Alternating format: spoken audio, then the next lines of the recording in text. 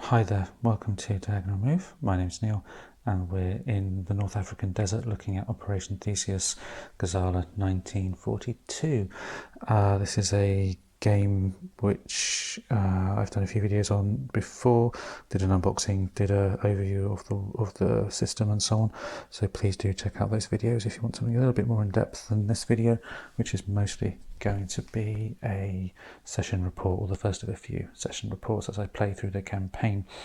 I have played the training scenario and the first scenario of the game, and now I'll be moving into the campaign, which is essentially the second scenario plus another 4 turns. So thinking about the situation at the start, we have the Axis side really along this line here, which is the other side of a minefield to the Commonwealth side, which is kind of these lines here and these guys around here.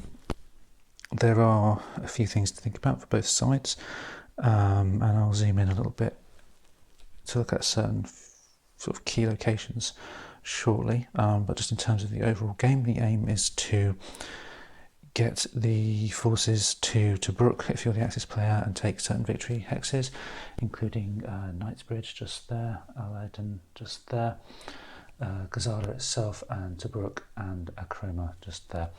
So there's a few different places to try and secure for the Axis player.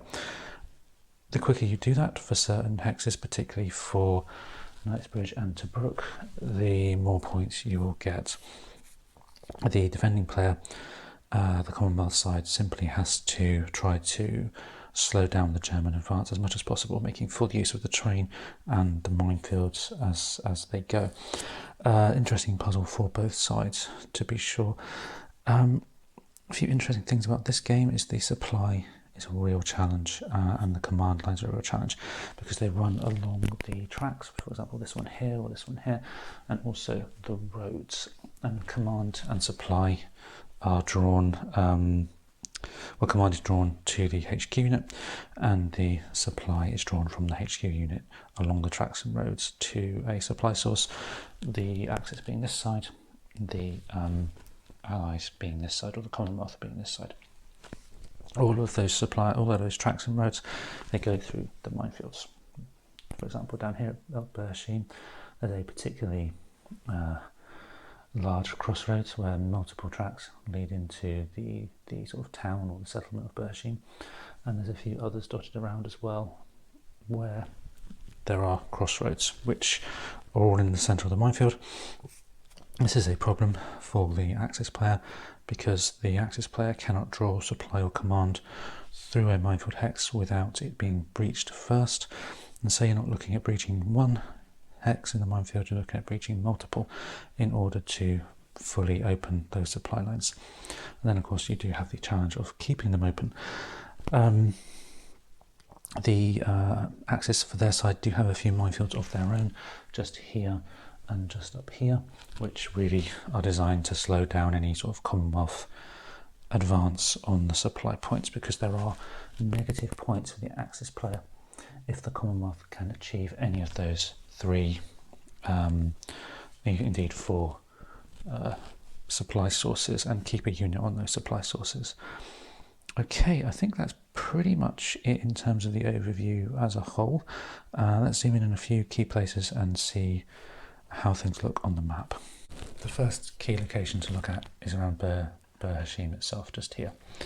Each of these hexes are Commonwealth hexes, and they have a supply source for any unit that is inside them, which is what that little sort of circle means. There is a unit or a division of Free French sat in Bershim that only activate if they are attacked, so otherwise they don't activate. Surrounding the settlement is a number of these minefield hexes, and they do also have pillboxes, making it very difficult to cross into and breach, particularly because you've got a zone of control which negatively affects the Axis player in terms of how they can breach, but also the boxes may make it quite a difficult target anyway.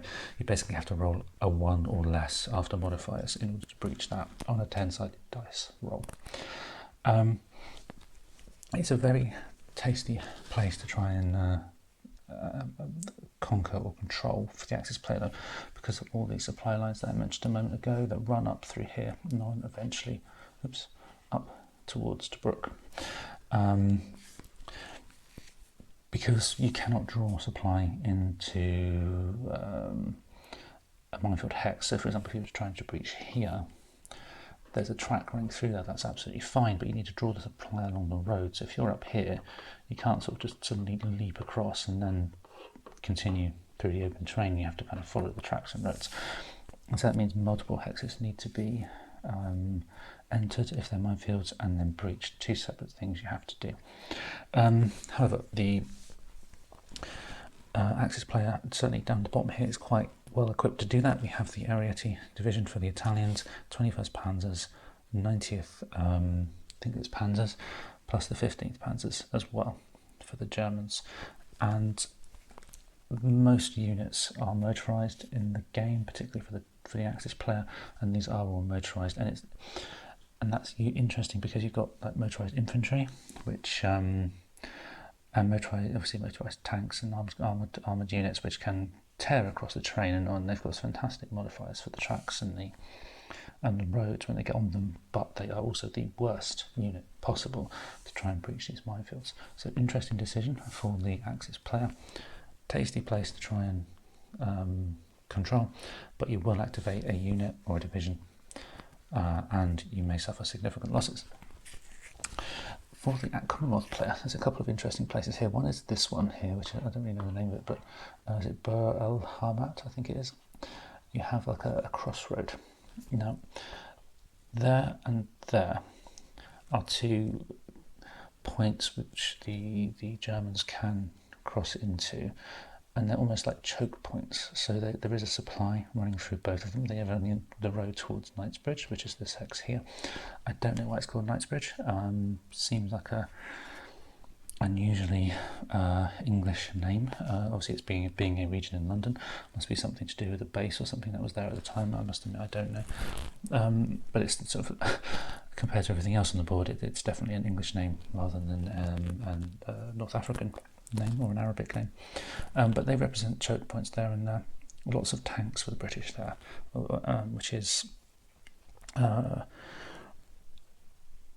of the few areas where there are lots of tanks for the British. There's a few in the units off the screen at the moment towards the southern end of the map, but this group here is where most of the British armour is, and they need to try and hold those choke points because this is one of the first places that the Axis are going to try to take.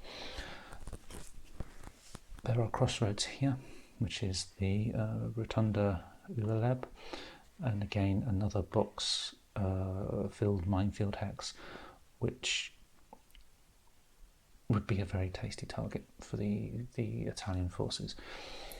And as we move up, there are a few other such places where these little crossroads where the British defences are, or the Commonwealth defences are at the moment.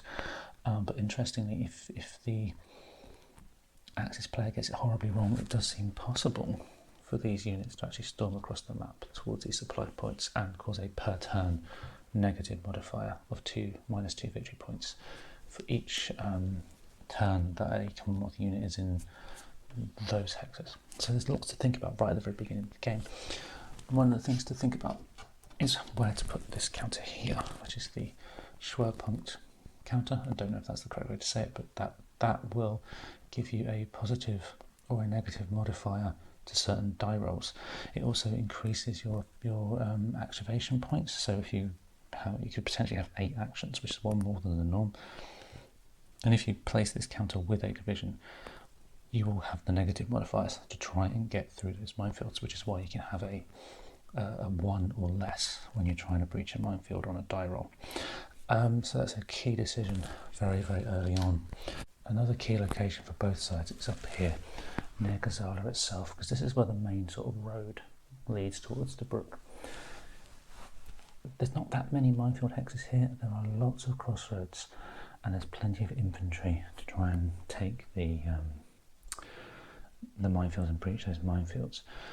And if you can coordinate what happens here in terms of breaching the minefield, opening up this region of road and track, it's possible, if risky, for the more motorised units here to go around the outside and then draw their supply here, which is a possible tactic. It may or may not work, don't know. Part of the reason it may or may not work is as soon as you get within 3 hexes of these units here, here and here, they will become a live force to be reckoned with within turns 1 and 2, because normally they don't activate until turn 3. So you need to be careful of how close you get to those units as the Axis player, because that will add an extra challenge for you as well. Okay, let's have a look at the formations. The formation track then gives us a sense of how strong each unit is at the start of the game. Broadly speaking, the Axis are here and the Commonwealth are near the top. There's a clear discrepancy straight away between the relative formation activation levels of the Germans in particular, who are here, here and here. They have 7, whereas everyone else has really a maximum of 5. For most units, or most formations, apart from the British and South African divisions just here, who have 6, but do start with far lower activation numbers in terms of their formations. The Germans have an early advantage in the game for sure. An advantage that is made more apparent by the fact that in the first turn, the whole of the first game turn, not just the first initiative roll, but the whole of the first game turn, they have a +3 DRM on the initiative roll, meaning potentially they could have 2 or 3 activations right off the bat where they can just keep, really hit hard if the die rolls go their way. Up here we have some assigned units. We have some sort of heavier tanks assigned here to Northumbria and also to the South African division, while we have new units in this game, which are the flak units, very helpful in defence, assigned to the Panzer divisions. Reinforcements are few and far between, but one to note is this unit here, which is the KG Hecker unit, which is an engineer unit which can act as both, or move as both, a foot and a mobile unit, and it adds a modifier to the die rolls for breaching minefields as well. So plenty to think about there, as well as to which unit do they get assigned to. And they don't come until turn 2, so you really don't want to get too far away from command range to have that unit being effective. Okay, I think we are done for the summary. I'll crack on with the first turn, come back after a few activations and see how progress has gone with getting through those minefields. We are about 3/4 of the way through the turn. We've reached the point that seems to come in every turn of this series where it becomes a case of who's going to pass first, and at what point do you pass and retain some effectiveness of the units and divisions next turn, and potentially risk the other player having a run of turns against you with very little you can do in response. I'll look more at the trackboard to see why that's an issue in just a moment, but first I'm going to zoom in a little bit on different parts of the map and look in more detail about what's happened in each area. First up we have the area around Berhashim. I think that's how you pronounce it, apologies if it's not. Basically the Italians, the Area 2 division here, which is this kind of green colour, they were given the Schwerpunkt counter. Again, apologies if I've pronounced it incorrectly. But basically it's a bonus which allows you to have a die modifier in minefields. And they made full use of that. They breached the minefield hex here and got into Berhashim itself, forcing the Free French division back, but then sadly ran out of activations and are now sort of stuck in and around Berhashim. The German motorised infantry here, the 90th division I think, and the 21st Panzer and 15th Panzer, they all kind of pushed hard to try and get around the outside of Berhashim, past these sort of rocky mountain areas here, and basically hit a brick wall with the Commonwealth, or the British 7th Armoured Division, who came across the map sort of from this direction and promptly dug in to try and prevent that. Now, risky tactic by the Commonwealth, because a retreat from this sort of third independent motorised infantry here could have caused disruptions, like a chain of disruptions potentially, if they were forced to retreat. But that didn't happen. The benefits on the defensive side of things from being in a minefield hex is that you are automatically in improved defence, which means you are always in a good position as the defender, and also the odds required to really put a good showing in on the CRT table really do favour the defender in the minefields. So all has come to a bit of an impasse just here, at least until the next turn.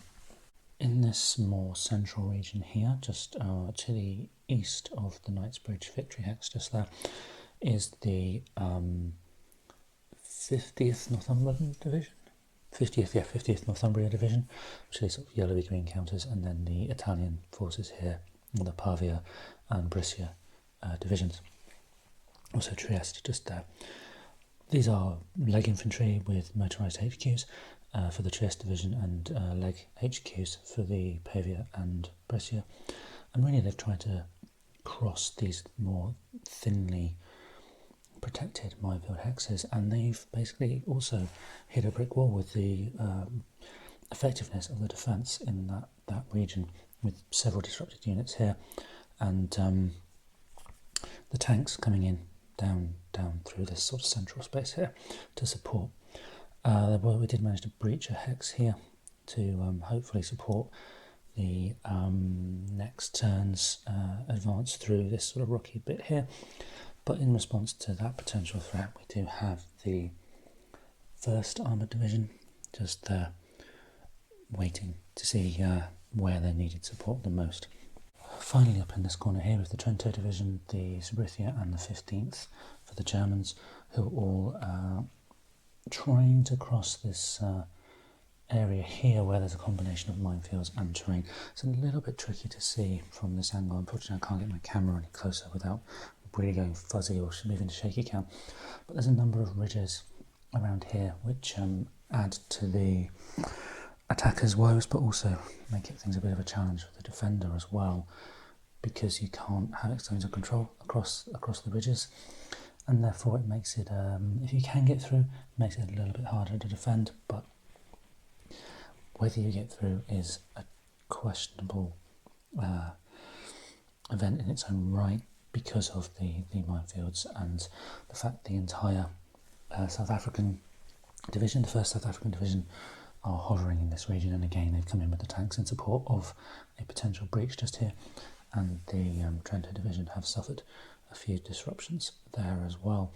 So as we finish up this turn, really the Germans and Italians have hit a bit of a brick wall. They haven't made the early gains that I was hoping for, and the Commonwealth side have played it very patient, taken a fair few hits in terms of strength points, but really overall they're not doing too badly considering how hard the Germans have hit them, and the Italians as well for that matter.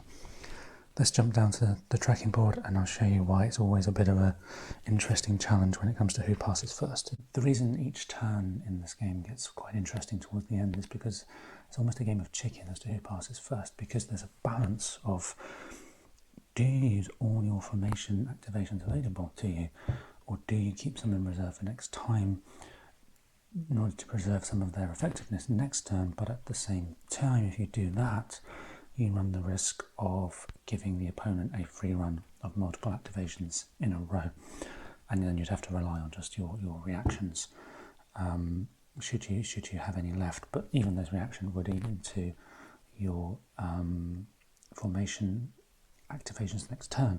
So it's a bit kind of, oh my goodness me, what do I do? Part of the reason is because each division only recovers a part of their potential total each turn. So here we have the 7th Armoured Division. We have the 6th there. That represents its maximum number of activations in any one turn, and the 4 shows you the number of activations it recovers at the end of each turn. So if you spend all of them, the most you'll ever get back is 4. So really you can only spend half of that 4 the next turn to go up to the 4/6 the turn after that. And so how effective you can be when you have less activations is really which is better for debate, because the lower you are on these tracks, the fewer action points you're likely to get unless you have a very good roll. So for example, down here, the Germans, these units here all started at the maximum, or these formations all started at the maximum. Next turn, the 90th Inflicted Division will only have 4 activations rather than 7 it started with, or could have. The 15th Panzer, if I stop now, will have the 7. 21st will only have 6. The Area 80 Division will only have 3. So this is all the units around Berhashim, which really next turn is which side breaks there is going to really hugely alter what happens in the rest of the game. And the Germans and Italians are going to be under strength, shall we say.